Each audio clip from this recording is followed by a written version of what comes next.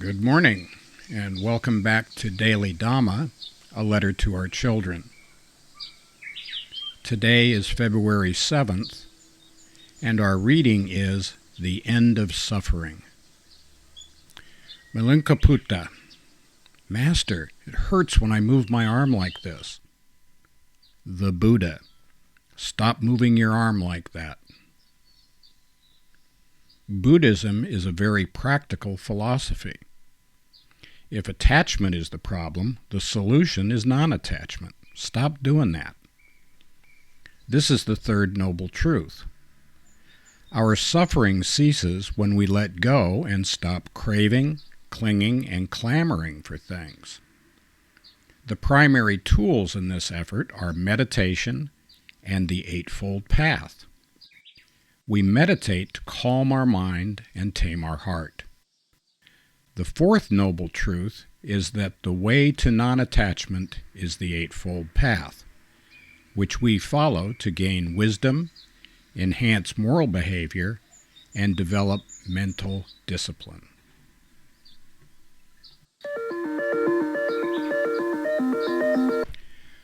Malunkyaputta was one of the Buddha's early acolytes, and he had a reputation in the Sangha, the group of monks, for being overly scholastic and punctilious and supercilious and maybe just silly in general. He was an overeducated shithead, I guess you might say, and his primary sin was extreme unctuousness. He was always very polite, but he was kind of off the beam a bit. Anyway, he's probably not a bad guy, and we use him as a foil throughout this book, which is not fair to him, I'm sure, but what does he know?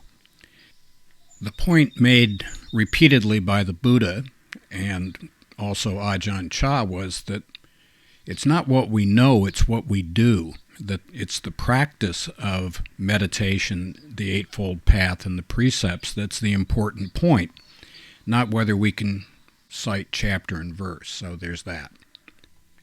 Anyway, our suffering ceases when we let go of all of these outside things, or these things that are running around inside our head. They are all impermanent, unsatisfactory, and not the self.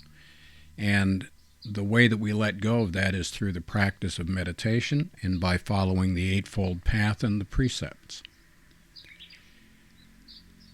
On a more practical basis, and I got this from somebody a little while ago, who we won't mention because we don't want to get him in trouble, but when we have automatic negative thoughts, ANTS, we have to treat them like regular ants. Get a big rubber shoe and mush them. As soon as our brain starts cranking up the juju, we need to put an end to it right quick. It's not the fifth time I growl at my wife that's the problem. It's the first unkind thought that I have. And that applies to everything else in the world as well. So, thank you very much for coming back. It's good to see you. Thank you for subscribing and for your comments. Thank you for going to Amazon and getting the book. We really appreciate that too. And we hope to see you again very soon. And happy trails to you until we meet again.